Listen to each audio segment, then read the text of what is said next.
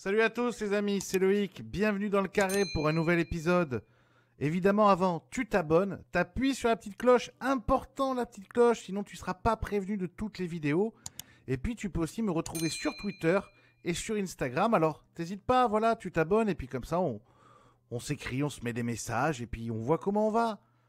Allez, je te fais un bisou, excellent épisode. Bonjour à tous, bonjour à toutes les amis, c'est Loïc. Bienvenue dans votre émission 4 débats et un déconfinement. Votre émission de débat pendant ce déconfinement et on est sur la dernière ligne droite. Ceci sera le dernier épisode de la saison parce que nous allons ensuite prendre des vacances, juillet et août, histoire que Florence Mazet et moi on se rappelle que nous gagnons moins que le RSA en ce moment. Puis nous reviendrons en septembre avec une nouvelle formule, mais qui sera toujours 4 débats et avec toujours des sublimes invités. Vous les connaissez tous pour cette dernière. On est en direct live sur Twitch. Alors vous, quand vous verrez ça mardi, vous vous en rendrez pas compte, mais nous allons prendre aujourd'hui toutes les questions de plein de gens. On va répondre à tout. Je vous présente vite fait l'équipe de rêve. Roman Haussmann, le big boss de Nutser. Alexis Ebsker, le big boss de la vie en général. Clément Richesse, le patron de la meilleure équipe du monde, la team ATM, et du meilleur site du monde, Poker Academy. Autant vous dire que le mec est le roi, il est sur le toit, quoi, voilà. La Suisse, oui, mais la Suisse de qualité, c'est mon Batmax. Le savoir, oui, mais le savoir de qualité, c'est mon Bacchus. Et enfin, du charme et de l'intelligence, c'est l'autre, mais moi, j'ai Florence Mazet. Allez donc. C'est la dernière. J'en peux plus. C'est le pire, Loïc. C'est donc la dernière de la saison. On est très heureux. On vous remercie. Avant de démarrer, je vous remercie vraiment. Et on vous remercie vraiment. L'émission, elle a cartonné. Et on est super content. Je suis super content. Les abonnés, ils ont doublé. Bref, c'est top, c'est génial. On n'a pas gagné un rond, mais on s'est bien marré. Les amis, on va attaquer le premier débat qui ne sera pas celui du public, mais le mien, pour commencer. Le premier débat. Et pas pendant ce temps à poser vos questions. Exactement. Regardez comme elle est parfaite. Est-ce que ça, c'est pas le talent à l'état pur? Première question, les amis. Premier débat, on va dire. Mais c'est plus une question personnelle, vous tous. Qu'est-ce que vous retiendrez de cette période de confinement d'un point de vue poker, que ce soit au niveau du business ou même au niveau personnel, si vous deviez retenir quelque chose qui vous paraît évident? À cela, je demande à celui qui a toujours la meilleure des réponses. Alexis, mon ami, c'est toi qui démarre. Sur le plan professionnel, c'est un peu dur. Le chômage Non, c'est un chômage partiel, quoi. Moi, j'ai pas à me plaindre personnellement. Ma situation n'est pas en danger et tout. Donc, je ne l'ai pas mal vécu personnellement, mais professionnellement, rester ici comme un con alors qu'on lance un club de jeu, c'est quand même un peu particulier. Mon side project de bouquin, alors que les librairies sont fermées, c'est un bon mouvement. C'est un très bon timing. Mais bon, voilà, la vie continue. C'est pas non plus. Il y a des gens qui ont vraiment souffert. Je pense aux hôteliers, aux restaurateurs, qui sont vraiment en première ligne.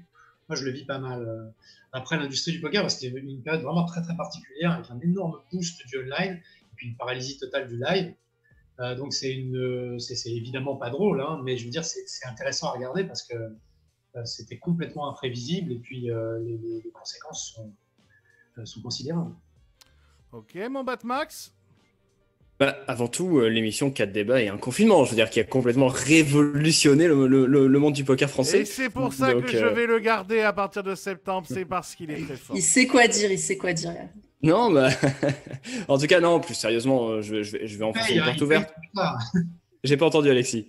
Tu payes pour être là, c'est même... Voilà, c'est ça, et c'est pas donné, hein, je peux le dire. Mais là, en tout cas, non, ce que je retiendrai, comme je disais, je vais enfoncer une porte ouverte, mais c'est les tables qu'on a eues sur le point .fr pendant le confinement. Des tables d'un niveau absolument lunaire qu'on imaginait plus possible si le confinement n'avait pas existé. Je crois pas qu'on pouvait imaginer revoir des tables comme celles qu'on a vues au mois d'avril et au mois de mai qui étaient absolument dantesques. Donc voilà, ce que je retiendrai surtout de cette période, c'est, vis-à-vis du poker bien sûr, c'est ça, c'est les tables absolument surréalistes et surtout cette bouffée d'oxygène incroyable que le poker online a pu avoir pendant ce confinement. Ok, mon Bacchus. Ben, je rejoins un peu Batmax et puis Alexis, mais en fait, le poker, il y a les grands gagnants et les grands perdants, quoi. Donc, tu prends le live avec les croupiers où tout le monde est au chômage, et puis tu prends le online où ça a doublé, triplé. Alors, ça s'est déjà bien tassé, hein. Là, on est début juin. Je crois qu'on est à plus 50%, alors qu'on était à plus 250%, mais on est encore à plus 50%. Ça diminue petit à petit et ça va se régulariser. En plus, les beaux jours arrivent, l'été arrive. Donc, je pense que voilà, on va gagner un peu hein, sur l'online parce qu'il il y a des mecs qui ont mordu, qui seront devenus fans de poker. Mais bon, moi, je pense que si ça va faire plus 10, plus 20% à long terme, ça sera bien, quoi. C'est déjà beaucoup. Hein. C'est déjà beaucoup. C'est déjà pas mal. Florence? Ouais, moi je suis un petit peu plus pessimiste. Je pense pas qu'on va en garder tant que ça.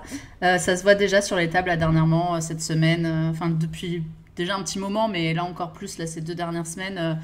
Après, les règles ont énormément joué, donc du coup, ils font des pauses aussi, parce qu'il y a eu beaucoup de séries de suite. Donc forcément, au bout d'un moment, il faut faire des pauses. Et sur quasi toutes les rooms, les price pools ont quand même bien diminué par rapport à ce que c'était. C'est normal, les gens retournent au boulot, les gens ressortent aussi, donc ils déplacent un petit peu leur budget loisir aussi à d'autres choses qu'ils avaient perdu l'habitude de faire. Donc voilà, je pense qu'on va juste arriver à un petit tassement du marché et qu'on va retrouver peut-être un tout petit peu plus, mais pas non plus beaucoup plus que ce qu'il y avait avant le confinement. Sur la période, ce que ça a pris, ça a appris qu'il fallait qu'il fallait vachement trouver des solutions de recours et d'autres solutions sur notre façon de voir les choses et puis même sur notre façon d'envisager le poker.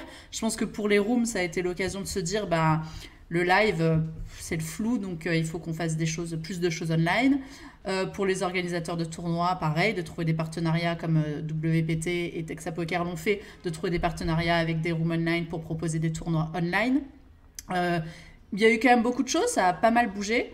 Ça a aussi bougé sur la façon de penser. Alex Henry nous en a parlé la semaine dernière, la façon de repenser le live. Quel est le live de demain? Qu'est-ce qu'on va faire désormais? Quelles vont être les nouvelles mesures d'hygiène? Enfin, plein de choses. Au final, ça a fait beaucoup réfléchir et travailler les gens, j'ai l'impression, encore plus qu'avant, parce qu'il fallait profiter de cette période, non pas pour se tourner les pouces, mais pour chercher des nouvelles solutions. Et puis évidemment, je pense qu'on retiendra quand même tous les métiers qui ont souffert dans notre industrie. On pense évidemment aux gens dans l'événementiel, aux croupiers événementiels, pour qui ça va être quand même très dur de reprendre, parce qu'on voit que là, tout le monde... Dans pas mal de secteurs d'activité, ça reprend progressivement, mais pour ces personnes-là, c'est pas du tout le cas. Il y a encore des tournois comme le Sismix qui ont été annulés en septembre. Donc là, pour l'instant, c'est vraiment encore plusieurs mois de disette pour ces personnes-là. Clément? Je me suis toujours posé la question, qu'est-ce que ça ferait d'avoir le niveau d'aujourd'hui au poker, enfin d'avoir mon niveau personnel au poker et de jouer en 2006, 2007. Et je pense qu'on a eu au final la réponse un peu grâce au déconfinement. C'était assez exceptionnel aux tables. Mais à part ça, franchement, je pense être une très mauvaise personne à qui poser cette question, puisque mes journées n'ont absolument pas changé, elles ont été exactement les mêmes. Ouais. J'ai même pas plus joué que d'habitude. J'ai eu mes routines d'habitude, donc pour moi, rien n'a changé. Mais je sais que ça a été dur pour beaucoup de monde. Ouais. Romain, pour finir. De manière générale, je trouve que c'est assez représentatif finalement de ce que peut apporter le poker, c'est-à-dire savoir s'adapter dans toutes circonstances. C'est sûr qu'il y en a très peu qui n'ont pas été impactés par cette situation, mais quoi qu'il en soit, moi j'ai eu cette sensation un peu où ça a fait une sorte de redistribution des cartes et chacun a pu soit tirer son épingle du jeu, soit complètement se faire aspirer par cette vague.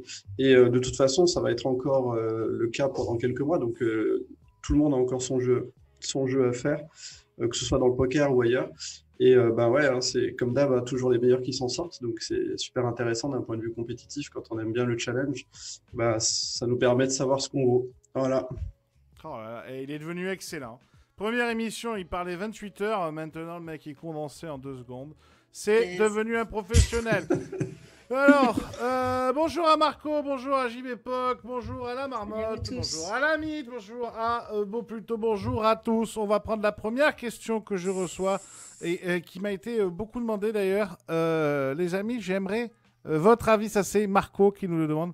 Quelle est la part de skill et de chance dans le poker d'aujourd'hui? À cette question, on va demander à ceux qui en ont du skill. Clément, ton avis là-dessus, t'as cette proportion alors. C'est quoi d'après toi? Je pense que ça dépend juste du volume envoyé. On va dire que sur une main, la chance c'est 100%. Que sur 100 mains, ça commence à diminuer. Sur 1 million de mains, il n'y a plus de chance du tout. Et voilà, je pense que c'est là. Et toi, tu dis qu'il n'y a plus de chance du tout. Il n'y a même pas une part de chance. En cash game, on sur 1 million de mains, il n'y a pas de chance. Enfin, on atteint toujours au bout d'un moment le.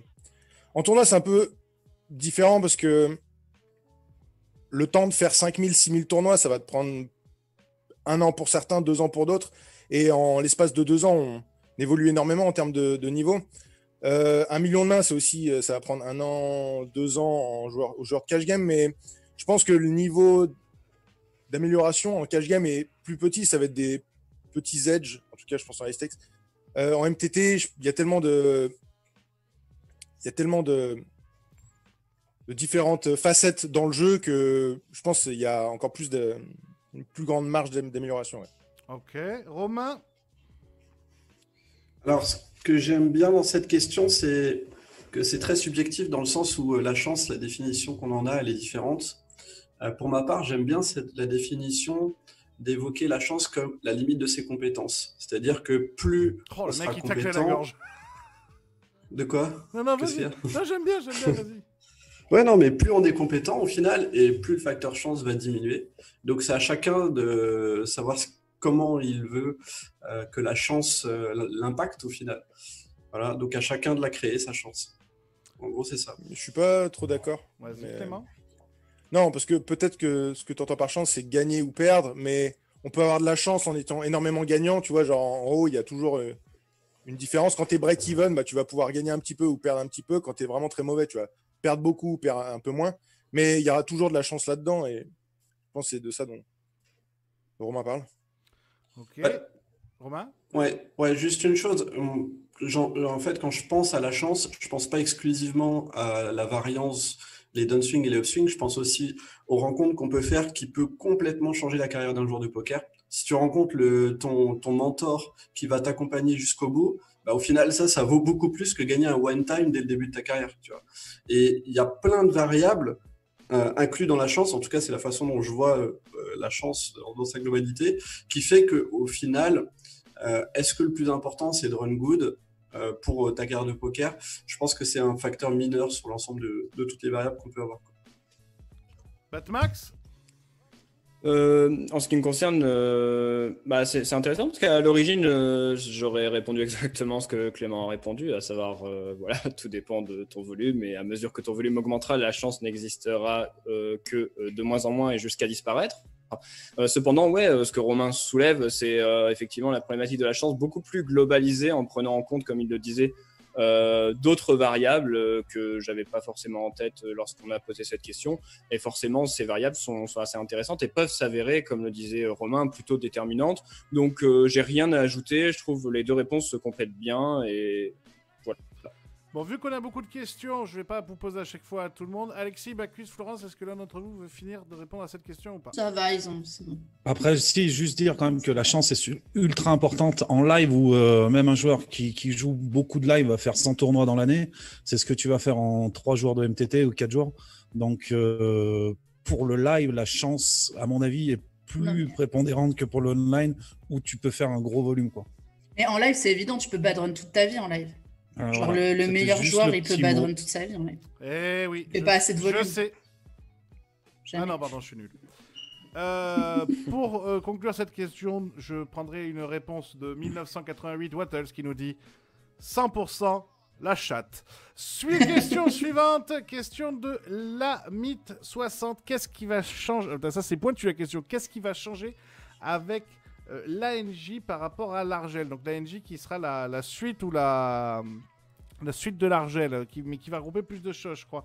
Alors là, pour une question aussi pointue, j'ai demandé au mec qui c'est Alexis, ton avis. Je pense, à part Alexis, moi je sais pas, je me suis pas renseigné là-dessus, donc je suis pas au courant. C'est pour ça que je te demande pas ton avis, Alexis. Ouais, voilà. Non mais genre, donc voilà. ferme-la. Oh, commencez pas là. En gros, ça va pas changer grand-chose pour nous, on va rien voir. maintenant que l'institution a changé de nom, elle étend son domaine de compétences à d'autres activités. Je ne pense pas qu'on voit vraiment la différence. Le truc qui peut peut-être peser, mais encore je ne suis pas sûr, c'est pour l'intégration de l'Italie qui traîne vraiment pour le coup. Pourquoi ça traîne ça, Alexis, d'ailleurs, depuis des années? C'est du côté italien, hein, ça fait très longtemps que tout est prêt du côté français, que l'Argel a fait le boulot, il faut quand même le reconnaître. L'Argel a fait le boulot, la preuve avec l'intégration de l'Espagne et du Portugal. Donc, je sais que le travail de préparatoire a été fait du côté de l'Argel pour l'Italie. Non, ça bloque du côté italien, on n'y peut rien. Et ça peut, alors du coup, étant donné que voilà, c'est une institution qui grossit, qui devient plus importante et dont le champ de compétences est plus large, est-ce que ça peut jouer du côté italien? J'y crois moyennement, mais en tout cas, ça va dans le bon sens. Vous savez pourquoi d'ailleurs les Italiens sont toujours pas sur parti? Parce qu'en fait, vu que c'est officiel, c'est fait sur d'autres rooms, les Portugais ils traînent vachement sur parti pour intégrer. Portugais ou les Italiens, t'as dit les deux? Les Portugais, pardon. Non, moi je sais pas du tout. Non. Les Portugais, je sais pas. Les Italiens, oui, c'est comme l'a dit Alexis, c'est vraiment leur législation, ils sont toujours pas. Ils sont pas ouverts à ça. Et puis, bon, alors déjà, je pense qu'ils sont très en retard sur plein de questions déjà. Enfin, faut savoir que l'Italie, politiquement, ça fait des années, c'est très compliqué d'avoir un régime stable. Ils ont toujours eu beaucoup on va dire, de gouvernements différents. Enfin, voilà, politiquement, ils sont pas stables depuis de très nombreuses années. Donc, du coup, dès qu'il faut faire des nouvelles lois, dès qu'il faut s'ajuster à de nouvelles choses, ça met une plombe. En plus de ça, sur les jeux d'argent, ils sont vraiment à un niveau très différent du nôtre. Par exemple, en Italie, vous n'avez pas le droit de faire des pubs, ce que font Winamax par exemple à la télé. Les pubs PokerStars, Winamax, enfin voilà, la pub pour du gambling, c'est interdit. En Italie, tu ne peux pas faire de publicité pour des jeux d'argent et pour du gambling. Donc ils ont déjà une législation qui est pas très ouverte sur tous ces sujets-là. Donc ça met encore plus de temps forcément quand on parle de partage de liquidités, quoi. Et on vous rappelle qu'elle n'avait rien à dire. Sur la France, je connais un peu le cas d'Italie, mais j'avoue que je ne sais pas cette nouvelle autorité en France, quoi. Somos Bandidos qui nous dit: quelles pourraient être les grandes nouveautés dans le poker online français et étranger dans les prochaines années en MTT? Par exemple, nouveau logiciel, nouvelle room, abandon définitif des trackers. Clément. J'ai un peu réfléchi enfin, j'ai pas spécialement réfléchi à la question, mais j'ai pris le cas de GG Poker qui, je crois, a une très grosse croissance en ce moment. Ah ouais, ils sont passés de rien à 4e room du monde, je crois, là. Pas de rien. Nous, on connaissait pas, mais pas du tout de rien. C'était déjà très très fort. De rien, je veux dire, ça fait. En Asie, c'était déjà très très fort. C'est en Europe, mais en Asie, c'était déjà énorme. Ils étaient déjà top 5 de trafic mondial. Ouais. Et ils ont un système un peu spécial puisqu'il y a beaucoup de jeux. Déjà, il y a PokerStar.com qui s'y est mis. On peut envoyer des tomates sur les gens et des trucs comme ça. Je pense que c'est plaisant pour les joueurs récréatifs. Il y a aussi un plus gros rake, mais il donne une plus grosse proportion de ce rake-là en rake-back. Donc, tu as l'impression de gagner des plus gros cadeaux. Au lieu d'ouvrir des coffres à $1, tu peux, par exemple, ouvrir des coffres à $1000. Et puis, à chaque fois que tu as raké 1000, tu peux gagner 1000. Donc, c'est quand même énorme. Mais c'est vrai que le rake est monstrueux, par contre. Donc, mais je pense que ça pourrait être...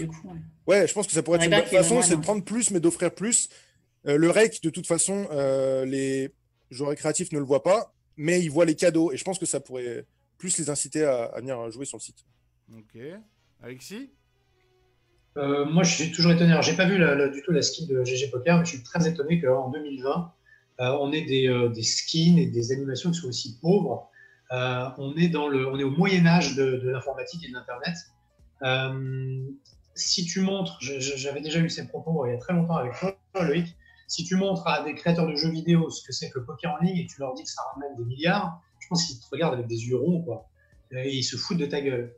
Il faut quand même s'imaginer que quelqu'un qui participe à un tournoi, quel que soit le prix, de la première à en gros la dernière main, il se sera rien passé pour lui. Il n'y a aucune animation, rien du tout. Alors éventuellement, la table finale, elle change. Et sur PokerStars, pendant des années, je crois que ça a un peu changé, mais bravo, vous avez gagné. Le mec, il a joué pendant 8 heures, il a une fenêtre qui s'ouvre et qui lui dit qu'il a gagné. je veux dire, c'est complètement archaïque, quoi.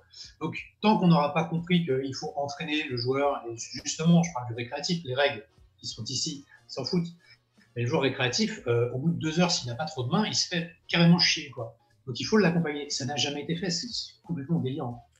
Il y a aussi, Après, c'est la gamification dont on a parlé pas mal, notamment c'était avec Pedro Canali qu'on en avait parlé, Loïc. Où justement on parlait de GG Poker un petit peu en exemple, tu regarderas quand tu auras l'occasion, Alexis, parce qu'ils ont vraiment créé beaucoup de choses dans la gamification qui est parfois très pénible. C'est vrai, quoi. Alors quand tu es un joueur régulier, en gros, tu as le slow roll de la river met 15 ans à apparaître, tu peux la regarder vite fait sur le côté ou pas, enfin, c'est insupportable quand tu as plein de tables, mais quand tu as une table, c'est trop marrant, voilà. Il y a plein de choses, pareil, 8-8-8, et maintenant même PokerStars s'est mis à faire ça, tu peux jeter des tomates sur les gens, des trucs, voilà, bon, tu as plein de choses. C'est vraiment ça que je pensais, mais bon, c'est peut-être une piste. Tu as plein d'animations, tu as plein de trucs. Pareil, quand tu gagnes un tournoi sur GG, tu as après un avatar différent, genre avec une sorte de petite couronne et tout, pour dire que genre tu as gagné et tout. Enfin bref, tu as pas mal de choses et c'est pensé vraiment pour le joueur récréatif, évidemment. Maintenant, oui, on en a parlé plein de fois, c'est encore sur les rooms françaises, en tout cas, ça n'existe quasiment pas. En fait, mon point de vue très vite fait sur ce sujet, c'est que tout ce qui fait perdre du temps, les animations, jeter des tomates, les scrolls, tout ça, ça ne doit pas exister. Parce que malgré tout, le gars qui est un tout petit peu régulier, je parle du joueur récréatif toujours, et qui va jouer régulièrement, au bout d'un moment, ça va le saouler. En revanche, tu t'élimines 2 joueurs, tu prends un tapis énorme, quel que soit ton niveau, tu es content. Il ne se passe rien sur aucune room. Hop, tu as plus de jetons, et tu as ton montant de jetons qui a augmenté. Il devrait y avoir un feu d'artifice, un truc, bravo, boum, vous êtes passé 2e du chip lead. Le chip leader, ça devrait être la fête, quoi. Tu crées des sensations, voilà. T'es chip leader, il faut regarder le tableau pour le savoir. Il y a plein de trucs à faire, plein de pistes à creuser, ça n'a jamais été creusé.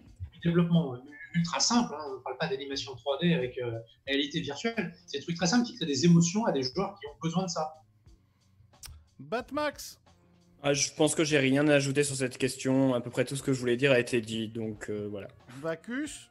Au niveau graphisme, je pense que ça va évoluer parce que, comme le dit Alexis, ouais, on est dans les années 2000, quoi. Il y a vraiment pas grand-chose. Il y a une toute petite évolution. PokerStars, c'est tout nouveau, hein, l'histoire on peut envoyer des boîtes de mouchoirs à un mec. Enfin, c'est assez marrant. Pour les streams, c'est assez marrant parce que ça aide vraiment à tenir un stream. Le streamer qui déconne avec tous ces petits trucs, ces petits add-ons qu'il y a sur le soft, ça divertit un peu les gens, quoi.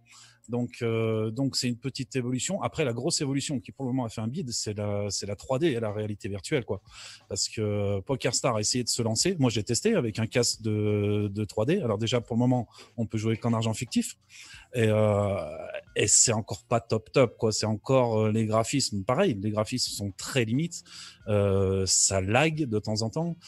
Donc l'avenir, est-ce qu'il est là? La 3D, la réalité virtuelle, on verra. Après, la puissance des PC font que maintenant c'est de plus en plus accessible. Ça va être de plus en plus réaliste. Donc à voir là-dessus. À mon avis, c'est la seule piste qui peut révolutionner un petit peu le game visuel, quoi.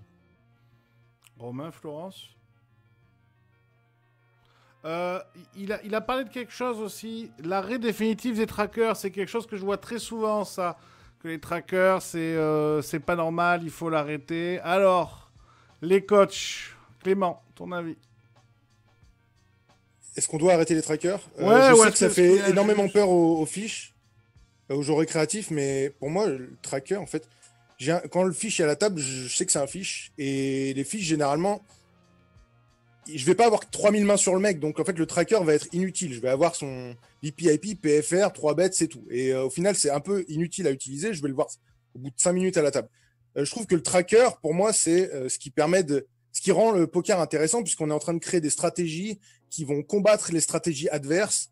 Et moi, c'est le poker qui me plaît. C'est voir les showdowns de mon adversaire, voir où est-ce qu'il est faible dans certaines lines, changer ma stratégie pour attaquer ces lines-là contre ce joueur-là, changer de stratégie contre un autre joueur. Pour moi, c'est ce qui me passionne dans le poker.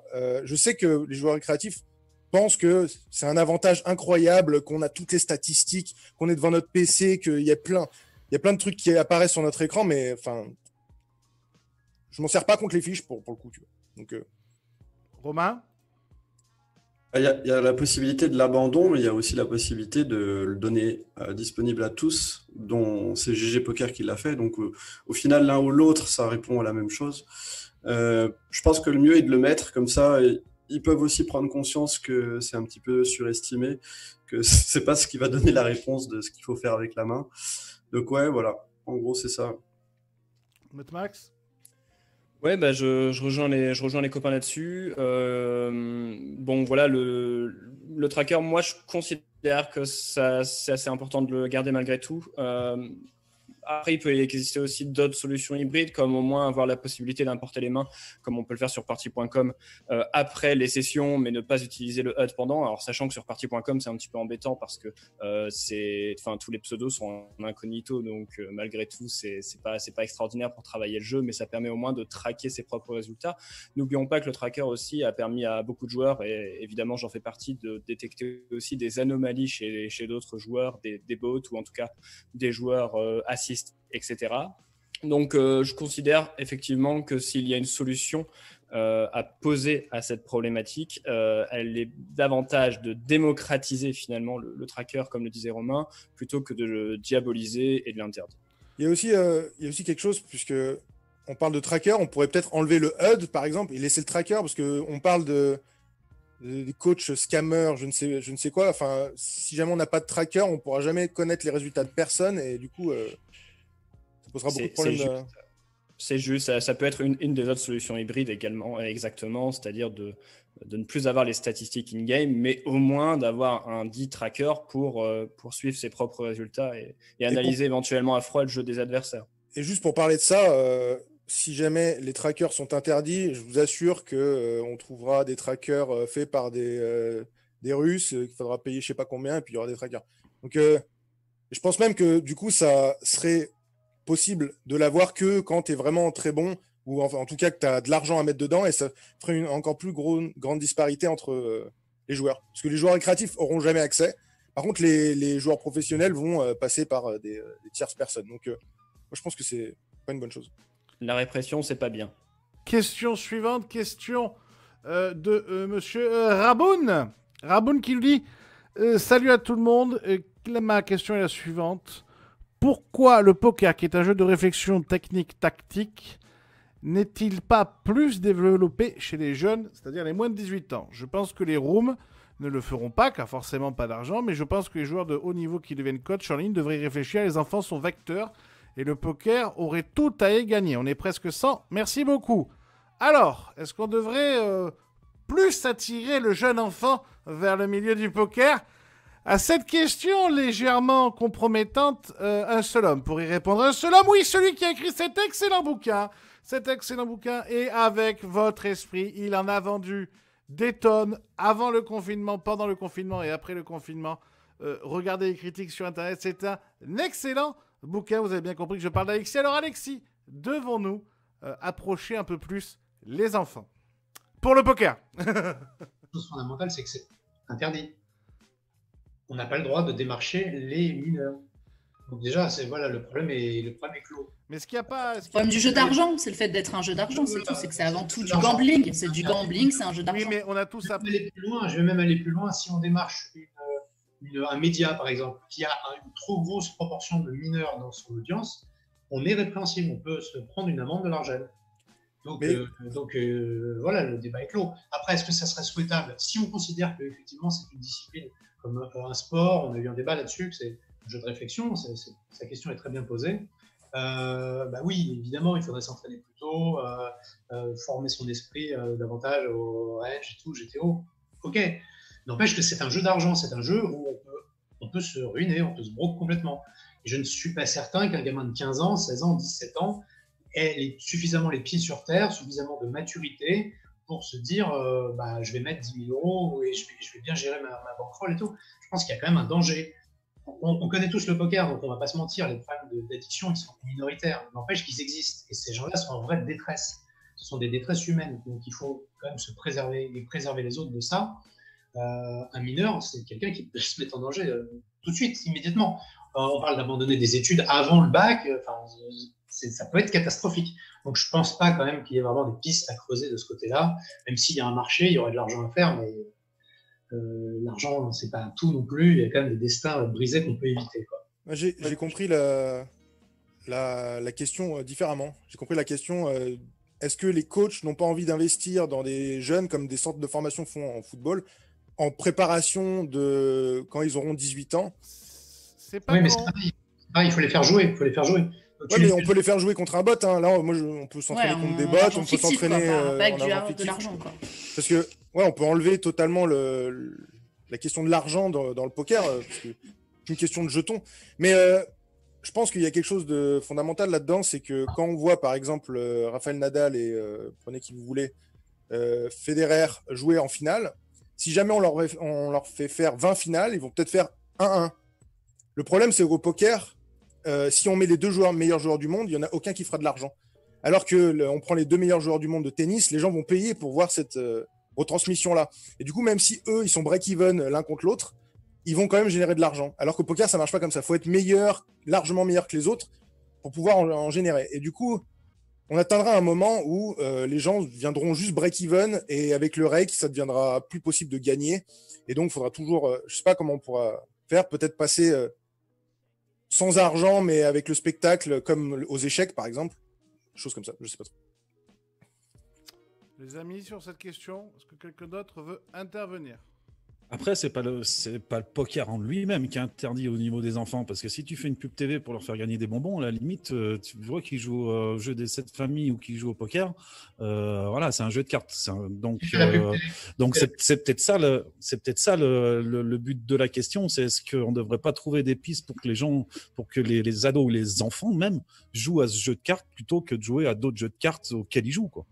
Mais après, ça, c'est aussi juste une question c'est juste aussi une question d'éducation, de ce que les parents aussi amènent. Je veux dire, il y a des mecs aujourd'hui qu'on connaît très bien, qui sont pros, qui ont commencé quand ils étaient très jeunes, sans argent. Je pense à Romain Lewis, je pense à Arthur Conan, ces mecs-là qui mais même nous, je sais pas quand c'est que vous avez connu le jeu. Moi, pas du tout, mais genre, ils avaient leur petite mallette de poker à 12 ans et ils jouaient sans argent, tu vois, ils avaient appris les règles, tu peux apprendre les règles à n'importe qui, ils avaient appris les règles et ils jouaient avec leurs potes et machin, ça, t'as pas besoin d'argent. Avec des allumettes, avec des bonbons, avec, ouais, voilà. Exactement, t'as pas besoin d'argent là-dedans. Maintenant, c'est normal qu'on ne puisse pas non plus promouvoir ça, c'est-à-dire que les parents ou que l'entourage aient envie d'apprendre les règles du poker à son ado, ça me choque pas du tout. Au contraire, si en plus ce sont des parents qui sont éduqués au fait que le poker est pas juste un jeu d'argent, mais aussi une compétition, mais aussi, enfin voilà, on l'apprend aussi dans des bonnes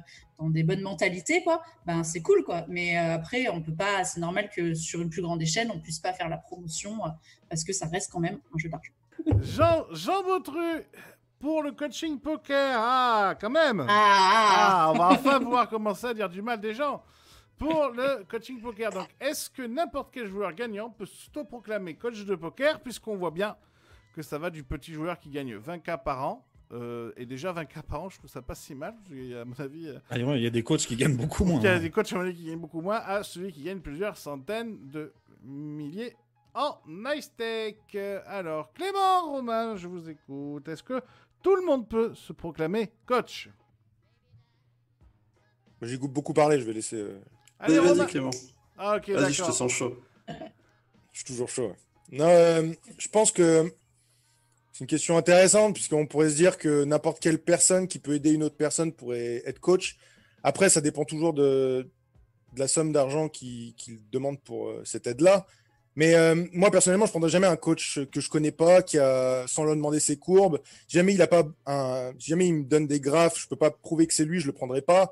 Donc, c'est juste, j'ai l'impression que c'est aussi au client de faire la démarche de trouver le bon coach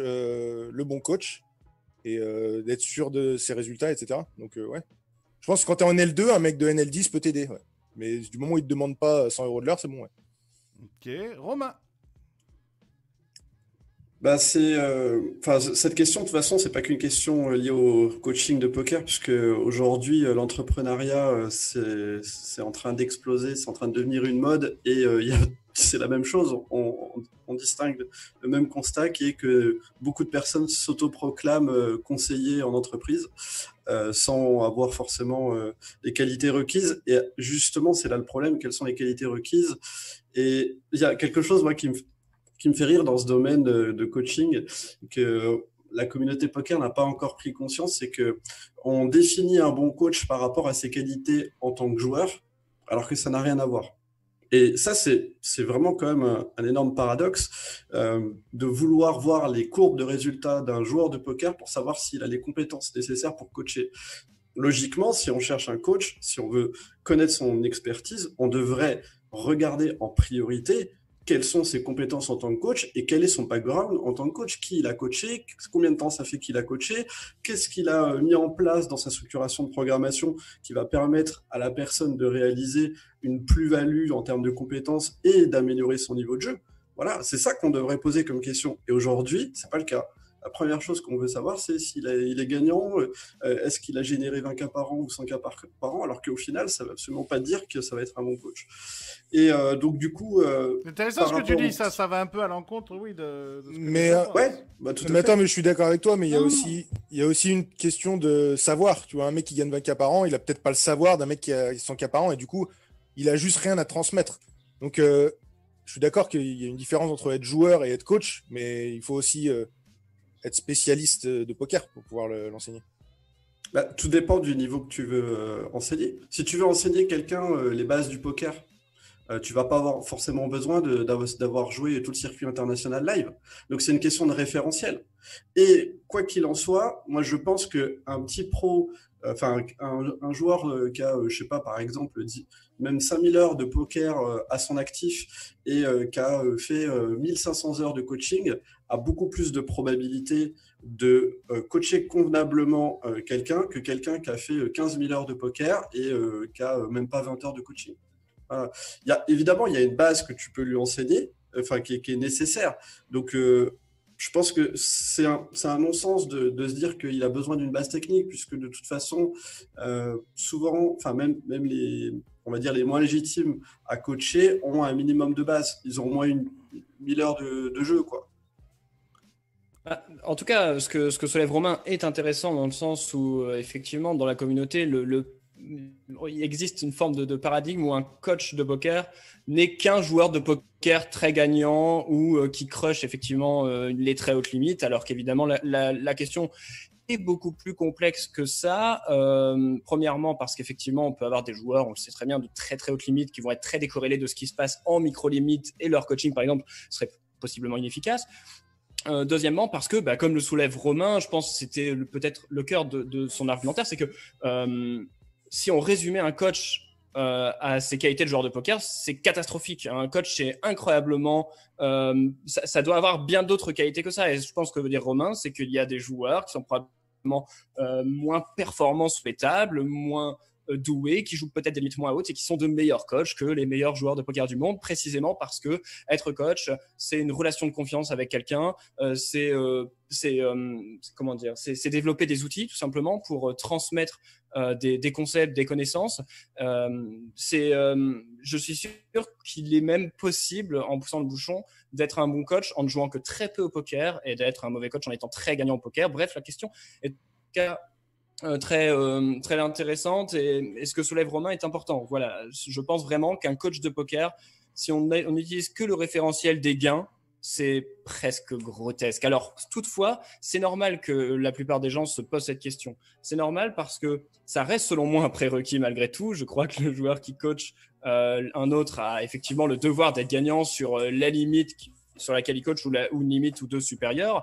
Et il y a aussi le fait que il y a des coachs aujourd'hui dont on soupçonne effectivement qu'ils ne soient pas forcément gagnants sur les tables. Donc, c'est aussi normal que cette problématique du résultat du coach, de sa capacité à gagner de l'argent au poker soit soulevée. Mais en tout cas, je crois que ce que soulève Romain est assez intéressant. La question originelle était quoi du coup, Loïc? C'était est-ce que tout le monde peut devenir coach? C'est ça. Est-ce que tout le monde peut se proclamer coach, peu importe ce qu'il gagne, quoi? Oui, voilà, en fait, oui, c'est peut-être triste pour certains. Moi, je suis pas sûr que ça le soit. Moi, j'ai commencé à coacher, j'étais entre guillemets un petit joueur de NL50 qui avait pas des résultats extraordinaires. J'ai coaché gratuitement et j'ai commencé mon entrée dans le coaching comme ça il y a 7-8 ans a priori et après tout j'étais pas très légitime et j'avais encore 1 milliard de choses à apprendre et pourtant j'ai eu envie d'apporter quelque chose à des joueurs de NL10, de NL25 parce que j'avais franchi ces étapes étapes auparavant. Tout le monde peut devenir coach. La responsabilité, et c'est ce que Clément disait tout à l'heure, eh bien, elle revient quand même au coaché, à l'élève. Il va falloir trouver le bon coach. Il va falloir effectivement faire 2-3 vérifications. Mais généralement, on se dirige vers un coach qui déjà nous évoque quelque chose. Généralement, on connaît un petit peu la personne qui va nous coacher. On a perçu des choses de cette personne. Il y a des choses chez cette personne qui nous plaisent, qui nous parlent. On sent qu'on a un langage commun. Et donc, bon, je suppose que la plupart des gens choisissent un coach voilà, raisonnablement. Mais en tout cas, tout le monde peut coach. C'est peut-être triste, mais c'est ce qu'on avait développé dans une émission précédente. Moi, je pense que c'est une chance. Et il appartient, bien sûr, ensuite aux demandeurs de filtrer. Ok. Je peux rajouter un truc ? Vas-y, Flo. Je pense qu'il y a un truc important aussi qui rejoint un peu tout ce que vous avez dit, mais pour moi, le plus important, c'est la transparence. C'est-à-dire que moi, ça me choque pas du tout. Quelqu'un qui va pas jouer forcément ça va pas être le meilleur sur Pio ou sur techniquement il va jouer des super high stakes machin. Un mec qui a un minimum de base, qui sait bien parler, qui est pédagogue, comme l'a dit Romain, je suis totalement d'accord avec lui, c'est très très important tous les autres aspects. Au foot, le meilleur entraîneur de foot, c'est pas le mec qui a été le meilleur footballeur. Voilà, enfin rien que ça, c'est évident. Et personne remet en doute la compétence du gars. C'est pas parce que ça n'a pas été le top du footballeur que ça peut pas être le top coach. Mais ce qui est important, pour moi, c'est la transparence. C'est-à-dire que la personne qui propose du coaching dise voilà, moi, je joue telle limite. Je suis gagnant sur telle limite. Je n'irai pas m'aventurer plus haut parce que j'estime pas avoir les compétences pour être plus haut. Mais du coup, vu que, je dis un truc au hasard, hein, genre voilà, je suis gagnant en NL50, je suis bien installé sur ces limites, je me sens bien là-dedans, je gagne bien ma vie là-dedans, donc je pense que je suis légitime à coacher quelqu'un qui fait de la NL10 par exemple. J'en sais rien, je dis un truc au hasard. Pour moi, c'est très très important cette transparence et je pense malheureusement qu'il y a encore beaucoup de coachs aujourd'hui qui laissent croire un petit peu que peut-être ils sont vraiment beaucoup plus forts que ce qu'ils ne sont réellement.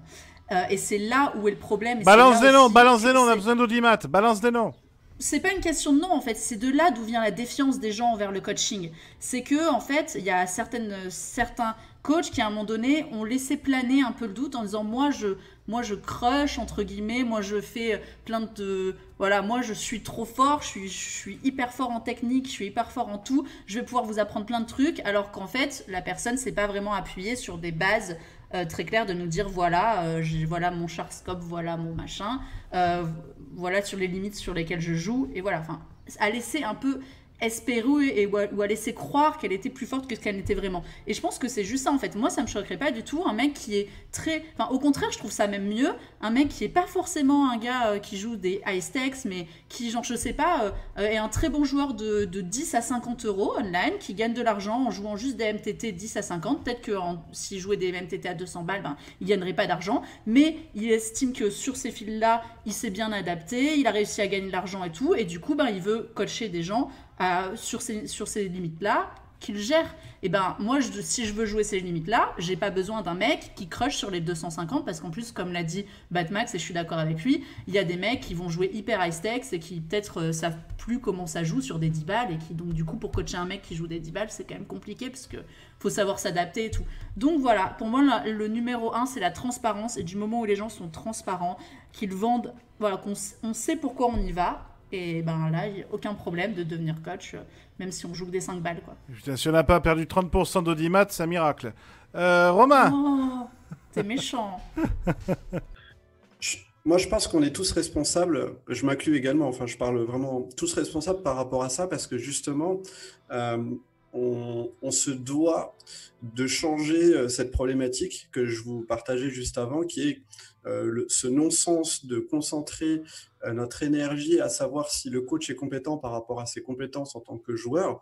Et justement, on a un référentiel qui est assez simple que tout le monde pourrait utiliser au quotidien, c'est de présenter l'ensemble de son expérience qu'il a en tant que coach.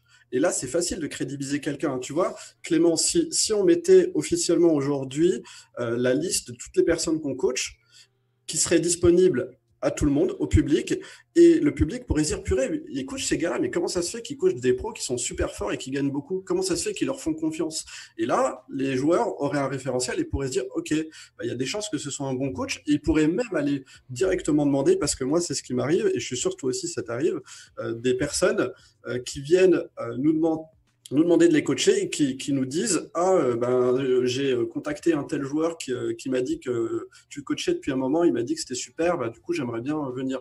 Donc au final c'est principalement du bouche à oreille, et donc du coup le fait de créer un système orienté sur l'expérience de coach résoudrait cette problématique de vouloir aller chercher des courbes de gains des joueurs et du coup de pas savoir si le coach est compétent ou pas. Il a écrit la machine à gagner 1, la machine à gagner 2. D'ailleurs, Marco nous signale qu'il voudrait bien se faire rembourser la machine à gagner 1 parce qu'il n'a gagné qu'à partir de la machine à gagner 2. Alexis, pour finir. C'est pour lui. C'est pour lui que je l'ai écrit. Alexis, pour finir. Non, sur le coach, moi, j'ai pas trop d'avis. Là. Il y a beaucoup de choses qui ont été dites. Je pense qu'effectivement que gagner de l'argent, c'est un prérequis. Après, il y a beaucoup d'autres compétences nécessaires. Mais il y a beaucoup de choses très intelligentes qui ont été dites et j'ai pas grand-chose à rajouter. Ok les amis, et on a dépassé la barre des 120, merci beaucoup. Prochaine question, Soy Céleste 33 qui nous dit quel est, et je trouve cette question vachement intéressante, c'est toi d'ailleurs Alexis qui va y répondre en premier, quel est l'intérêt du public français pour le poker high stakes? L'a-t-on déjà mesuré? Par exemple, pourquoi PokerGo ne propose jamais de commentaires en français? Alexis. Il prend un peu au dépourvu. Il y a un intérêt évident de la communauté poker pour le poker high stakes, c'est évident. Il y a un petit problème, c'est que le poker high stakes, par définition, on joue beaucoup d'argent dans un pays où c'est tabou. On n'aime pas parler d'argent et voir des gens qui se balancent des liasses de billets à la gueule, ça met mal à l'aise. Donc nous, très clairement, comme tout un Poker Stars, on avait réfléchi à ce genre de choses, à faire des parties d'argent. C'est très compliqué. C'est très compliqué. Le tournoi, tu retombes sur tes pattes en disant oui, vous jouez au poker, il y a de l'argent, mais regardez, c'est de la compétition, etc. Et tu repars sur la compétition et le côté sportif. Quand tu joues avec 50 000 euros devant toi, ou plus, il y a des gens, 50 000 euros, c'est beaucoup d'argent pour beaucoup de Français quand même, hein, c'est énormément d'argent même. Et vas-y, tu bluffes, allez, tiens, je te paye 7 500. C'est compliqué. Donc, je pense que finalement, ça n'intéresserait que le public vraiment poker. Moi, j'en parle en toute objectivité. J'ai commenté avec Welky les high stakes pour la France. On n'a fait qu'une saison. Ça n'a pas été très bien accueilli. Florence qui veut Je lève la main. T'as vu moi, je pense qu'il y a un truc aussi important, c'est que c'est par rapport au... Il y a beaucoup de... Pourquoi ça a appelé, par exemple, aussi autant aux Américains? C'est aussi parce qu'il y a beaucoup d'Américains qui jouent sur ces high stakes. En France, on a peu encore de joueurs. Il y en a quelques-uns, mais on les compte. Sylvain Lousli, Benjamin Pollack, Elki. Voilà, un peu Julien Martini depuis récemment, enfin pas depuis très longtemps. À part ces joueurs-là, il n'y a pas de Français qui jouaient les high stakes. Et même ces joueurs-là, ils jouent pas les... Enfin, on va pas les voir sur One Drop, on va pas les voir... voilà, il n'y a pas de Français. Donc du coup, les Français, ils aiment regarder des Français. Si demain, tu as Elki qui est sur... Elki ou Pollack, enfin un de ces quatre-là, qui se met à jouer tous les vraiment encore plus high stakes, c'est-à-dire les 250, les 500, les 1 million, et qui joue tout, il y aura plus de Français qui regarderont parce que c'est un peu un truc patriotique. Tu as envie de voir, tu te dis, il y a un Français qui est dans ces tournois-là. Je vois Axel et Illich qui dit, il y a Rui Kao, quoi. Non, mais oui, mais même lui, même lui, le truc, c'est que déjà, c'est quelqu'un qui est pas du tout médiatisé, qui cherche pas du tout la lumière, qui aime pas trop être médiatisé, donc on le voit très peu, on le voit que sur les parties en Asie, et on le voit quasi jamais ailleurs, donc même quand il y a le tournoi live avec par exemple tous les Triton Series, il se déplace que sur ceux-là, mais il se déplace pas sur, il se déplace pas sur sur ceux qui sont plus médiatisés, les EPT, les WSOP, il se déplace pas là-dessus, donc du coup, voilà, c'est pas... on le connaît très peu, donc du coup c'est dur de s'identifier aussi. Mais voilà, je pense que c'est en grande partie aussi pour ça. Maintenant, s'il y avait plus de Français qui jouaient ces tournois-là, je pense qu'il y aurait un public français plus large. Et pourquoi, juste pour répondre à la question de pourquoi par exemple PokerGo ne fait pas de commentaires en français, c'est aussi juste une question de marché, c'est-à-dire que pour l'instant PokerGo ils regardent leurs statistiques et ils voient leurs abonnés, et leurs abonnés ils sont américains, ils sont russes, et ils sont je sais plus, il y a une autre langue, ils font en russe, je sais plus, ils font 3 langues, je sais plus ce qu'ils font. Ils font russe, anglais, une autre langue, mais juste parce que leurs abonnés sont américains, russes, anglophones, russes, etc. Donc si demain il y avait, je sais pas, beaucoup plus de Français qui s'abonnaient à PokerGo, forcément il y aurait des commentaires en français, mais c'est pas le cas. Ça se regarde. Je suis tout à fait d'accord avec ce que vient de dire Florence. Peut-être un paramètre supplémentaire, c'est que la STX c'était un show à l'américaine. À côté, ils faisaient des side bets avec des milliers de dollars, ils faisaient des pompes, ils racontaient leur vie. C'est le poker spectacle. Ouais. On a découvert, ça nous a confirmé dans notre intérêt pour le poker. Mais c'est un vrai show. Donc il faut trouver, et c'est exactement, je reprends ce que dit Florence, il faut trouver des joueurs susceptibles de jouer ces parties-là et qui soient en plus des showmen, qui mettent une ambiance. Parce que si c'est pour je relance et il n'y a pas un mot et c'est ambiance de mort, c'est extrêmement chiant à la télé. Même si les animateurs les commentateurs sont très dynamiques, c'était des parties spectacles. Non, avec des Tony G, avec des. C'est pour ça que je dis qu'aussi en France, les personnes qui jouent ces tournois-là, les Français qui jouent ces tournois-là, on parlait de Rui Cao, c'est un bon exemple. Ce sont et Sylvain Lousli aussi, Ben Pollack aussi un petit peu. Ce sont des personnes qui sont quand même assez réservées. C'est pas des mecs qui en font des tonnes qui sont très actifs sur les réseaux. Ils font le taf, ils font des choses et tout, mais c'est pas des mecs. Voilà, c'est des mecs qui ont des personnalités assez calmes, assez réservées, et du coup, c'est sûr que c'est plus compliqué. Je veux dire.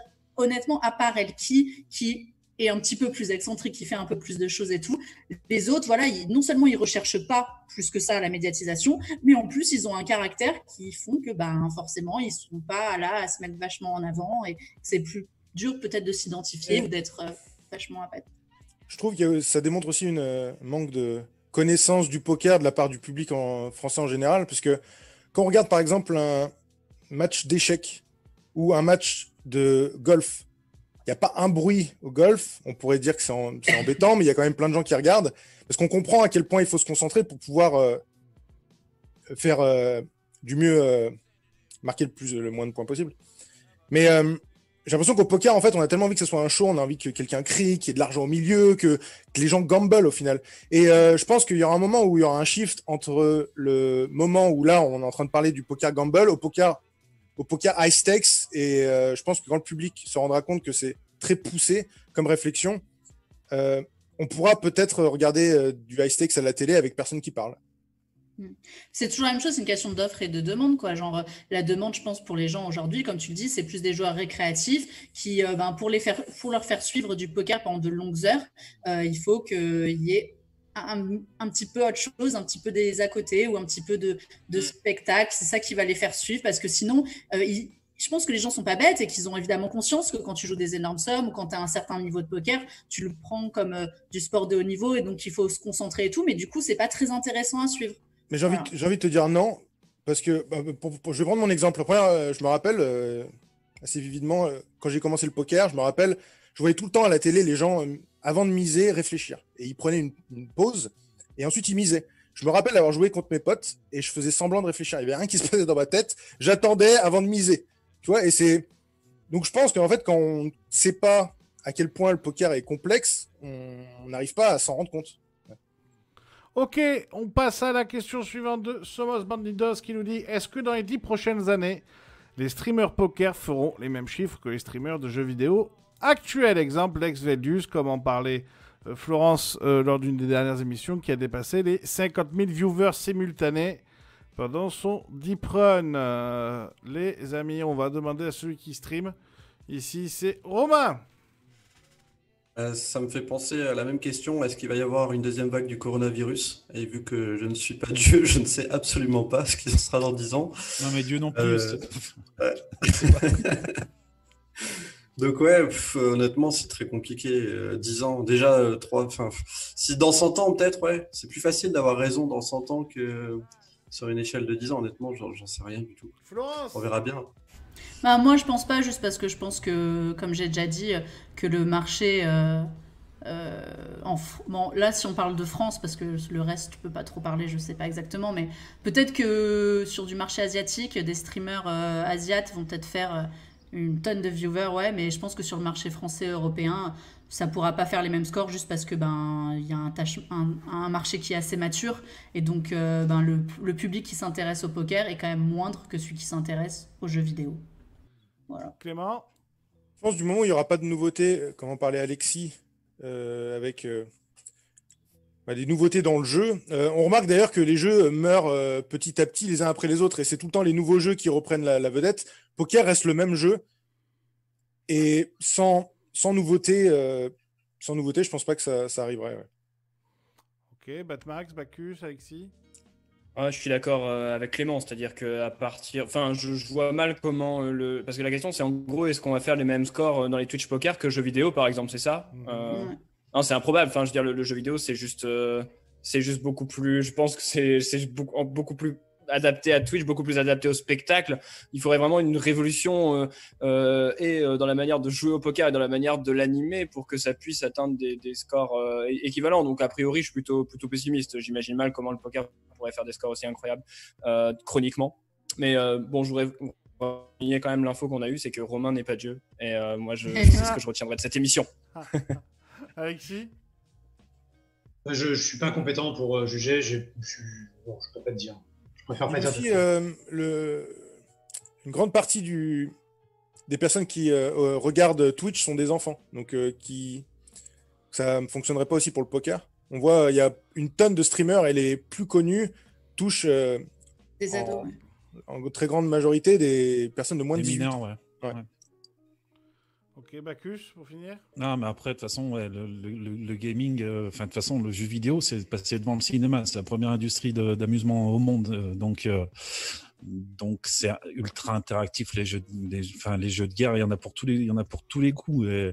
Et le poker, 8 heures de stream, ainsi de suite, tu t'arriveras jamais à ces chiffres-là. C'est pas possible. Moi, j'y crois pas une seconde, quoi. Alors après, faut le développer. C'est bien de le développer, mais arriver, et il y a toujours des nouveaux jeux vidéo. Il y a toujours comme vous dites, un nouveau jeu sort.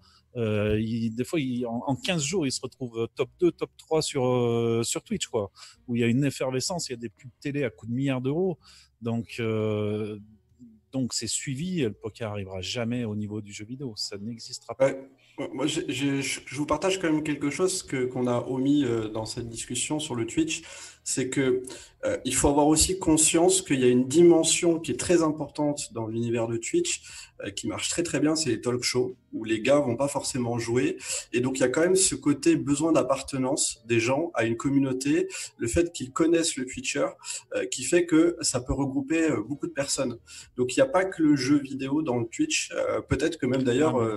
cette dimension-là va prendre plus le talk show, il marche avec ceux qui font du jeu vidéo, qui de temps en temps vont te faire un stream de talk show. Des mecs qui sont venus dans Twitch en faisant que du talk show et qui sont devenus des stars, j'en connais pas, quoi. Ils sont tous venus d'un domaine ou d'un autre, mais pas. YouTube. C'est pas tout. Il n'y a pas un talk talker professionnel, ça n'existe pas, quoi. Quand bien même le Twitch, il y a un format là qui est beaucoup utilisé où ils regardent une émission avec leurs viewers. Donc du coup, ça n'a rien à voir avec un jeu vidéo. Et parfois, les chiffres, ils sont dans le top 3, top 5 mondial. Donc ça veut dire que ça intéresse du monde de regarder ça avec Twitch. Je faisais juste une aparté par rapport à ça. Et donc il n'y a pas que les jeux vidéo dans Twitch. Il y a aussi ce côté retrouver ton animateur préféré ou ta célébrité, ton personnage préféré, quoi. Non, mais je pense que si jamais tu es quelqu'un de connu et que tu te mets au poker, ouais, tu pourras atteindre des chiffres exceptionnels, c'est déjà ce qui se passe, mais c'est plus devenir connu à partir du poker. Je pense que ce sera difficile. Ouais. Il y a l'exemple typique Gaël Monfils, confinement, il s'est lancé sur Twitch, mais un carton. En plus, c'est quelqu'un qui parle, qui est fun. Il fait des streams, mais il a cartonné, quoi. Question suivante. Question pour Alexis. Peux-tu nous expliquer le choix de PS d'arrêter sa présence en France? Est-ce que c'est purement économique, car ça n'en rapportait pas assez, ou est-ce que c'est autre chose? Évidemment, ce que tu peux nous dire par rapport au contrat d'exclusivité que tu as signé, là où ils t'ont donné 2 millions d'euros, pour que tu ne parles jamais de cette question. Oui, c'est économique. Ça correspond au rachat de PokerStars par Blackstone, qui est un fonds d'investissement très très important aux États-Unis, et dont le but est de gagner de l'argent, pas de développer le poker, pas de se préoccuper du marché français, donc ils ont strictement rien à foutre. Ce sont des gens qui ne connaissent pas le poker, qui ont investi dans une société et qui ont nommé à leur tête des gens qui savent très bien, alors ils connaissent rien au poker, mais ils savent très bien comment rentabiliser une société.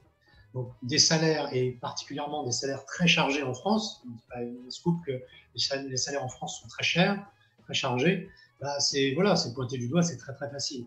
On n'est pas l'exception. À Londres, ils ont divisé les effectifs par 2 et ils ont déménagé 2 fois. Maintenant, alors, ils étaient dans le centre près de Piccadilly, un quartier super branché. Ils sont maintenant à l'équivalent de Gennevilliers, quoi. Donc, le bureau italien a fermé également. Ça, c'était avant le bureau français. Au Costa Rica, il y avait un grand bureau. Ils ont viré pratiquement tout le monde. C'est une politique mondiale qui consiste à dégager les gens, à faire appel à des sociétés extérieures parce que ce sont des contrats, donc c'est pas chargé. Et puis, pour les actionnaires, ce sont des contrats qu'on peut supprimer. Et à alléger la bête et à prendre ce qui peut être pris. Et si jamais ça marche pas, bah, ça vaudra toujours quelque chose, ils pourront revendre. C'est un fonds d'investissement pour payer des pensions, des retraites. Donc, encore une fois, le poker, c'est pas leur préoccupation. Ce qui compte, c'est la rentabilité. Et est-ce que le calcul est mauvais? Je suis pas certain. Hein. Il y a une personne et demie qui s'occupe de la France. Vous voyez ce que ça peut rapporter quand même. Donc oui, ils sont beaucoup moins dynamiques, c'est beaucoup moins performants, ils sont plus réactifs du tout. Ils sont parfois complètement à côté de leur pompe, mais ça coûte pratiquement rien. Donc Ok. Et puis, il n'y a pas qu'en France qu'ils ont, enfin, comme disait Alexis, même le bureau, un des bureaux principaux un des bureaux, qui est à Malte, ils ont viré 30% des effectifs l'année dernière. Donc, à la fois dans le monde, sur le point commun, pas juste sur les bureaux. Bon, Juju, si tu me vois, on pense à toi. Mais Juju est toujours là. Car Juju est invirable. Red74, je vous demande de répondre rapidement parce qu'il faut absolument qu'on essaie de faire à peu près toutes les questions. Le marché asiatique est-il l'avenir du poker live? Romain, Clément. Online aussi. Hein. Alors, pour avoir habité en Chine, plus précisément à Macao pendant 8 mois, je pense que l'avenir est totalement en Asie. Faut savoir qu'en Chine, c'est le grand-père montre à son petit-fils, lui raconte ses histoires de bad beat et quelle machine lui a fait gagner, quand est-ce qu'il lui a fait gagner. Enfin, c'est des énormes gamblers en Asie. Donc, ouais, et puis aussi, ils sont très riches pour la plupart. Donc. Romain? Moi, tout le monde s'en doute de ma réponse puisque je suis au Cambodge. Donc, il y a bien une raison que je sois allé au Cambodge, même si c'était pas celle-là au final. C'était les Chimails. Oui, vas-y, continue.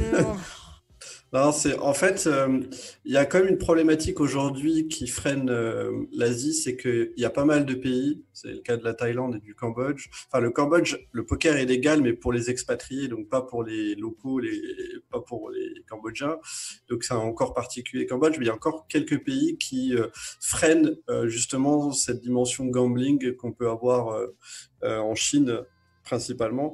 Donc, le jour où les autorités ouvriront ça, effectivement, il y a un très gros coup à faire dans l'Asie. Ouais. Okay. En plus, c'est pas que live, hein, on le voit aussi online. Hein. GG Poker, on en parlait, c'est une room asiatique qui s'est développée d'abord en Asie, qui a fait exploser le trafic mondial grâce aux Asiatiques et qui, décide de se développer aussi en Europe désormais et en Amérique, etc., mais qui est de base une room asiatique. Il y a des tonnes de rooms comme ça dont on ne connaît même pas l'existence et qui sont des rooms asiatiques et qui fonctionnent, mais qui ont un trafic incroyable. Donc même online, c'est évidemment l'avenir aussi, ces marchés-là. Mais aussi juste parce que c'est juste évident, ils sont juste tellement nombreux. Donc forcément. Voilà, c'est ça, c'est que les classes moyennes sont de plus en plus nombreuses, les gens ont de plus en plus de pouvoir d'achat, et donc mathématiquement, ils jouent un peu au poker de plus en plus, et c'est des marchés avec une grosse croissance. Ok. Aesmir qui nous demande, est-ce que les expressions... Ah, attendez, parce que j'ai perdu la question. Évidemment, il y en a... où qu'il est, petit. Voilà, bonjour. Est-ce que les expressos sont une bonne chose pour l'économie du poker? Quid de son avenir? Batmax.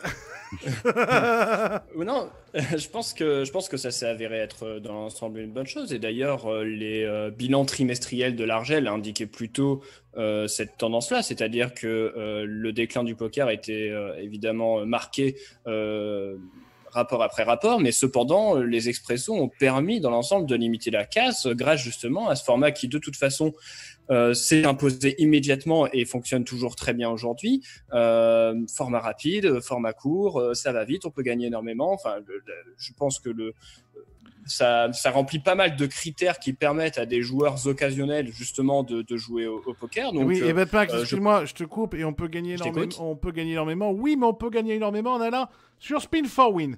Parce que sur Spin for Win, vous aurez les meilleurs conseils expresso, MTT, cash game, Spin for Win, évidemment. Ou Poker Merci, Academy. Allez, bisous. Donc, on continue.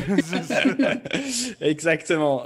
Donc, écoute, en tout cas, très belle pub, mais je suis perdu. Bon, en tout cas, voilà, ce que je voulais dire, c'est que par définition, de toute façon, le format est arrivé, il s'est imposé, il est resté. Donc, c'est que c'est un format qui a été bénéfique pour le poker. Il y a eu plein d'autres créations qui, elles, ont beaucoup moins fonctionné et qui n'ont strictement servi à rien. Donc, bon, moi, je pense pas que ce soit négatif. Je pense que c'est positif, les expressos, et que ça a permis à beaucoup de joueurs de rester dans l'environnement en poker. Encore plus rapide avec le Nitro, t'en penses quoi? Parce qu'ils ont encore accéléré la chose, là. Enfin, ils tentent. Bah oui, plus c'est trop. Je trouve ça dommage, honnêtement, dans le sens où en fait les expressos se suffisent largement, ça va déjà suffisamment vite. Franchement, je trouve que le format est juste parfait, et pour le coup les expressos nitro, je trouve que c'est pousser le bouchon peut-être un petit peu loin. Après, à partir du moment où il y a des joueurs qui veulent lancer les expressos nitro, pourquoi pas leur proposer. Mais là, on s'éloigne de plus en plus peut-être de ma conception du poker. Ça devient un format qui est très dur à grind, qui commence à être en eau trouble, je dirais, au niveau de sa capacité à être rentable. Et donc, pour moi, c'est vrai que c'est un format qui pose plus question. Mais cependant, s'il permet à des joueurs de jouer et de rester dans le poker, j'ai envie de dire que ça peut pas être si mauvais que ça. En ce qui concerne l'avenir des expressos, je pense que le marché est arrivé à maturité, puisque j'ai envie de paraphraser Flo. Je crois que les expressos désormais sont bien installés et que vraisemblablement on peut compter sur eux pour l'avenir. Il y aura plus d'explosion, mais désormais le trafic est stable. Et c'est un format qui simplement restera sur nos rooms online et qui est voué à continuer à exister. Alexis? Oui, brièvement, tout a été dit. Juste une petite chose pour préciser, c'est qu'en fait, ça a permis surtout aux gens qui téléchargent depuis l'appli d'avoir un format de poker tout à fait adapté. Il y a plus de 2 tiers, je crois, plus de 70% des gens qui téléchargent un site de poker, ils le font sur leur smartphone ou tablette. Donc, tu peux pas demander à des gens de jouer sur un smartphone pendant 8 heures, c'est pas possible. Donc là, c'est un format qui est très, très adapté. Et malgré tout, ça n'a pas vidé les liquidités sur les gros tournois. Parce que c'est un format rapide, donc tu peux faire les deux, etc. Donc c'est vraiment que des avantages. Et comme dit Batmax, c'est là, ça reste, donc ça veut dire que le public a adhéré et que c'est un produit qui fonctionne. Ouais, c'est le contraire, en plus ça a amené énormément de personnes, ça a fait augmenter le trafic des rooms et ça a fait augmenter les revenus des rooms aussi forcément, parce que voilà, il y a quand même du rec. Donc c'est que du positif, quoi. Ça a amené un nouveau monde. Ok, question suivante, j'ai perdu, je sais plus qui c'est qui l'a posé. Je commence à avoir beaucoup là. Qui était sur PMU Poker, doit-il rester doit-il avoir son propre soft ou rester sur Party Poker? Mais j'arrive plus à savoir. Il y en a qui ont essayé, ils ont eu des problèmes. Hein. La Française des Jeux avec Barrière, ils avaient créé une room et puis ça a tenu quoi, 1 an et demi? Je crois pas qu'ils aient fait 2 ans. Après, Unibet est sorti de là où, enfin, du réseau où il était pour créer son propre réseau. Après, c'est énormément d'argent, quoi. C'est énormément d'argent. Il faut des ingénieurs, il faut de la sécurité, c'est pas rien, quoi. Oui, je pense que c'est pas la priorité de PMU. Voilà, je pense que PMU. Tu loues ta petite place chez Party. Techniquement, c'est pas toi qui gères. T'as pas d'ingénieur là-dessus. Non, et puis surtout, PMU, c'est le hippique avant tout. C'est là où ils gagnent le poker, c'est de leur trafic et de leurs revenus. Donc, investir dans... Je pense qu'ils investissent suffisamment déjà dans le poker. Je pense pas que c'est à l'ordre du jour d'investir massivement dans le poker. Pour les stratégies de room, excuse-moi, ton avis? Écoute, moi, je suis partisan de ne pas parler quand je ne sais pas. Il y a trop d'inconnus, beaucoup trop d'inconnus pour qu'on puisse amorcer ne serait-ce qu'une réflexion quels sont les contrats. Est-ce que c'est mieux, par exemple, tu vois, d'avoir son propre réseau? Qu'est-ce que ça change, ce genre de choses? La liquidité, déjà, la liquidité, ils mixent les liquidités, alors que ce sont des deux acteurs secondaires du marché. Il y a les deux leaders qui se partagent pratiquement en tout, et partie PMU, c'est 8-9% de part de marché. Donc, quelle est la répartition? Déjà, je ne la connais pas exactement. C'est une première inconnue qui a... Non, mais par exemple, les Espagnols, ils les ont grâce à Parti Poker ES. Donc ça ramène quand même beaucoup de monde. Imagine une PMU qui fait ça, il faudrait qu'ils investissent et qu'ils aillent faire de la pub en Espagne, ou alors ils restent que sur la France, ou alors ils vont faire de la pub en Espagne, à monter des rooms en Espagne, au Portugal et puis en Italie. Mais c'est à l'heure actuelle, c'est inconcevable. C'est titanesque. Parce que tu aurais des garanties. Enfin, voilà, si après, combien ça coûte? Parce que ce que dit Bacchus tout à l'heure, c'est vrai, c'est que quand tu as ta propre room, c'est un coût, il faut développer, il faut de la sécurité, il faut redéposer un dossier à l'argent et tout. Donc c'est une procédure qui est longue, qui est coûteuse. Tu perds tes liquidités. En même temps, combien ça coûte avec Parti Poker? Je n'ai aucune idée, aucun de nous ne le sait. Ah non. Difficile de spéculer là-dessus.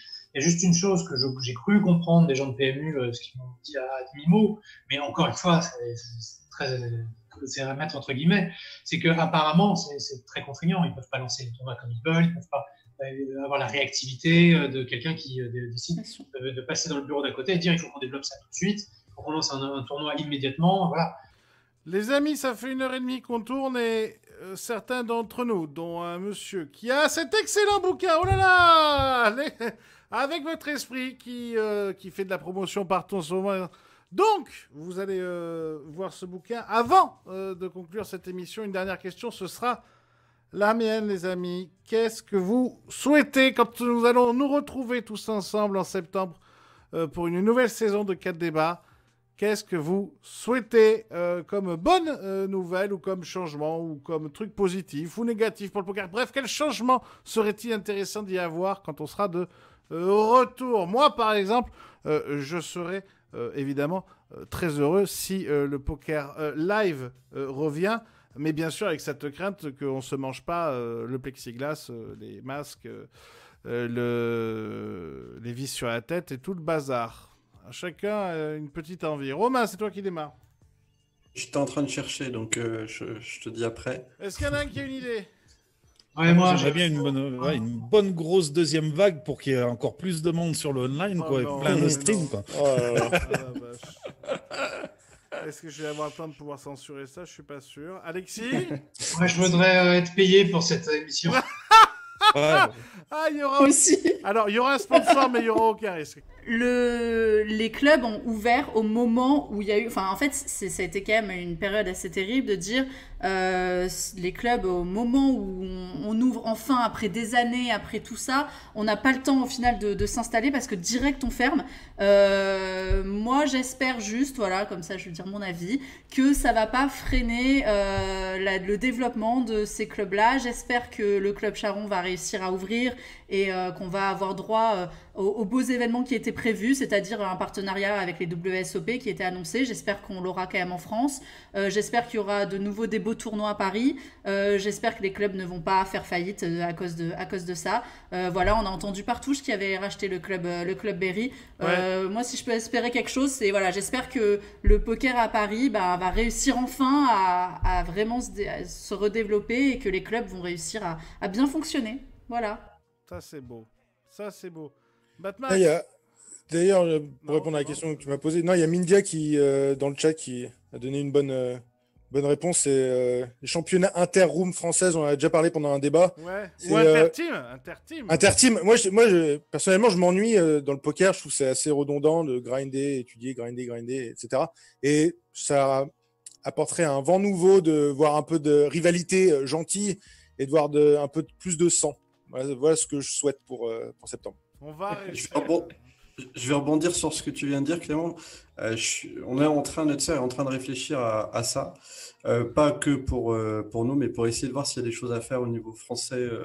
Je pense que je suis assez d'accord avec toi. Je pense que animer, avoir du fun et réussir à finalement à organiser quelque chose online et qui pourrait plaire à toute la communauté, je suis sûr qu'il y a des choses à faire. La question, On c'est fait une quoi et comment. battle Notser ATM, là. Je commence. Non, mais il faut faire plus grand. Enfin, l'idée, ce serait de faire quelque chose de plus grand. Mais je sais que Alex Dreyfus avait fait quelque chose qui n'avait pas marché. D'ailleurs, je n'ai pas les raisons. Alexis aurait le meilleur argument, enfin la meilleure position pour pouvoir donner son avis là-dessus. Mais en tout cas, ouais, ça avait fait un flop. Est-ce que du coup, ça veut dire que tout ce qu'on pourrait faire dans ce genre-là ne marcherait pas? Ça, je sais pas. Ok, Batmax. Ouais, bah moi déjà ce que je voudrais c'est que tout le monde envoie un petit mot gentil à Clément dans le chat parce que il a l'air triste, il va pas bien, apparemment le grind et tout ça l'emmerde. Je sais pas, quand tu l'écoutes tu te dis merde, qu'est-ce qui se passe? Est-ce que vous pouvez envoyer des cœurs à Dites-lui comment vous l'aimez. Dites-lui comment vous l'aimez. Mais sinon, plus sérieusement, moi ce que je souhaite d'ici septembre, c'est qu'il se passe rien de grave sur cette planète, que tout rentre dans l'ordre, que le poker se réinstalle en live progressivement, que le online garde sa vitesse de croisière actuelle et que tout aille bien dans le meilleur des mondes et qu'on se retrouve en septembre en étant en bonne santé. Mais non, mais que veux-tu que je sais? Non, mais je souhaite beaucoup de choses. Hein. Je souhaite évidemment la paix dans le monde, etc. Mais enfin, si on est rationnel, si déjà. La Suisse. mais si déjà, voilà, il se passait rien cet été et qu'on se retrouvait tous en live à la rentrée. Et que pendant ce temps-là, on grindait online tranquillement en passant de belles vacances d'été, ça m'irait très bien. Bon, Bacchus, pour conclure. Depuis avoir je l'ai dit, moi, ce que je faisais. Ah, nickel, tu vois, tu me parles Non, mais ouais, qu'on puisse tous se retrouver autour d'un petit live, là, en septembre, octobre, que ce soit à droite, à gauche, un FPO, un Florida, n'importe quoi, chez Alexis, à Paris. Vas-y, balance son adresse, on va être bien. Ouais, non, mais je parle du club Montmartre. Enfin, je parle pas de chez lui perso. Donc ouais, ça pourrait être bien quoi, qu'on en finisse vite et puis qu'on se retrouve tous sur des lives. Ouais. Dis-moi, je peux rajouter? Ah, mais oui. J'aimerais bien un classement des joueurs de poker à l'année, par exemple. C'est-à-dire que il y a Winamax qui fait des classements pendant les séries et je trouve que ce serait top, un classement de joueurs de poker. Par exemple, sur toute l'année en Interroom. Je finirai avec deux très beaux commentaires. Le premier d'Eddie Chapman qui nous dit « J'espère que cette émission va encore prospérer, qu'elle sera influente auprès des rooms. » Et enfin, le deuxième commentaire très beau, c'est Shakira. Oui, Shakira, vous l'avez reconnu, c'est Adrien Quillon qui dit qu'il espère une nouvelle déco de fond pour Alexis Ebsker. Voilà. Les amis, on a été plus de 150 en live. On vous remercie beaucoup. C'était un très beau stream. Romain, Alexis, Clément, Batmax, Bacchus, Florence. Merci à toi. Les amis, merci infiniment d'être venus. Petite pensée, et évidemment, déjà pour Alexis, Batmax, Bacchus et Flo qui ont accepté de payer les pots cassés de cette première émission il y a maintenant 3 mois où on n'avait aucune idée de ce qu'on allait exactement faire. Finalement, tout ça, c'est grâce à vous qui êtes restés, qui avez fait péter tous les chiffres. Merci à vous tous, mes amis. Romain, c'est le patron de notre serre. Vous allez sur notre serre. Il y a plein de trucs chouettes à voir et peut-être une nouvelle vie qui s'offre à vous. Alexis Ebsker, vous allez évidemment voir cet excellent bouquin. Voilà, et avec votre esprit. Voilà, regardez. Hein, vous avez vu le tour de magie, j'en ai un. Clément Richesse, évidemment, vous allez sur Poker Academy pour découvrir le meilleur du conseil poker. Et puis pour la team ATM, je vous rappelle ce qu'il nous a dit la dernière fois, vous êtes à chier, vous n'y rentrerez jamais. Batmax, eh bien écoutez, c'est simple, Spin for Win, le meilleur du cash game, le meilleur du Homa, le meilleur de l'Expresso, le meilleur du MTT, le meilleur pour vous préparer des petits plats en sauce, bref. Il n'y a pas vraiment de Homa, hein, mais bon. Merci quand même. Il n'y a pas vraiment de plats en sauce non plus. Je m'y suis mis, mais 2 petites vidéos en toute modestie. Il n'y a pas vraiment de Homa. Mon Bacchus, on te retrouve sur tous les streams. Bacchus qui est content, lui, il va pouvoir enfin prendre un peu de repos. Les streams vont commencer tout doucement à diminuer pendant l'été.